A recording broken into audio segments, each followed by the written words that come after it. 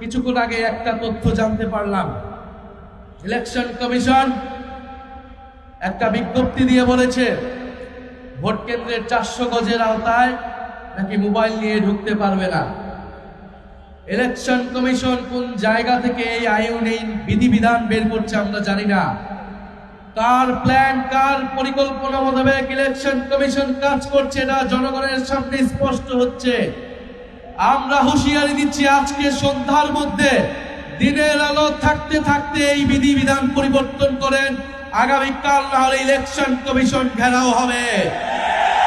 আমরা এতদিন কিছু বলি নাই, সব সহ্য করে গিয়েছি।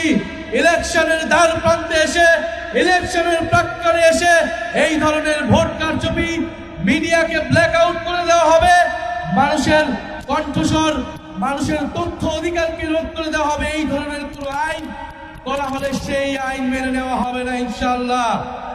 আমাদের প্রতিনিধিরা আজকে ইলেকশন কমিশনে যাচ্ছে।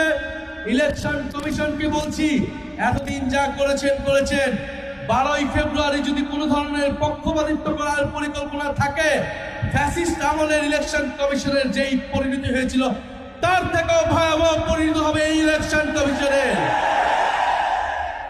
আমরা প্রশাসনের ভাইদেরকে বলছি, পুলিশ সেনাবাহিনী ভাইদেরকে বলছি, আমলাদেরকে বলছি, আপনারা আমাদের ভাই, আপনারা এই দেশের মেধাবী সন্তান, আপনাদের উপর দেশের আমানত, গুরু দায়িত্ব আপনারা পালন করবেন। আগামী 12ই ফেব্রুয়ারি আমরা সামনের দিকে আগাতে চাই, ফ্যাসিস্ট আমল থেকে আমরা সামনের দিকে আগাতে চাই।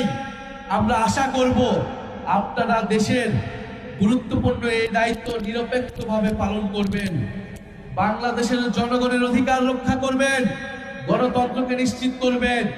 মনে রাখবেন, গণ অভ্যুত্থানের হাজারো শহীদের, হাজারো মানুষের রক্তের উপরে দিয়ে এই নির্বাচন হচ্ছে।